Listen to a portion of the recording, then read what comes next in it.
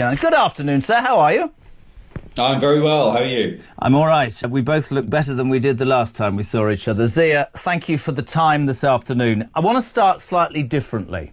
What I'd like you to do is explain in detail this indefinite leave to remain and the 5 years and all of that, because I've had people say to me already today, what, so if I've been here 20 years and I work and I've done everything right, I'm going to be thrown out? Is this going to be like America? How would you put it in layman's terms for people listening and watching right now? Yeah, sure. So people can come here to the degree they come here legally, then they will be on a work visa. And after a certain number of years, currently it's 5 years, they get to apply for something called indefinite leave to remain. That's not a citizen yet. That comes later. But what ILR gives you, indefinite leave to remain gives you, is basically unlimited access to our welfare state for the rest of your life. This is the fundamental issue.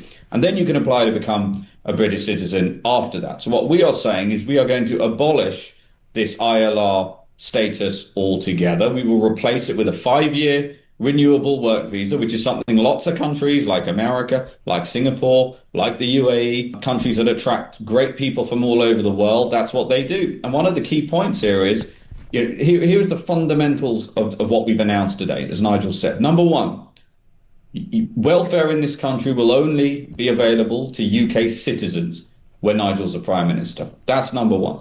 Number two, we will ensure that those migrants who are in this country, number one, pay their way. Number two, speak English. And number three, do not commit crime. The fact that this is considered remotely controversial,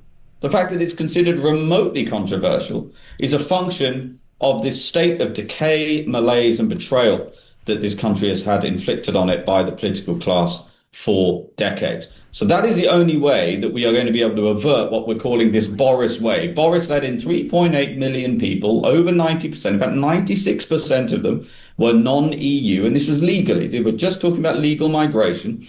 The majority of these people are not working and never will work, and they are very young relative to historic migrant cohorts.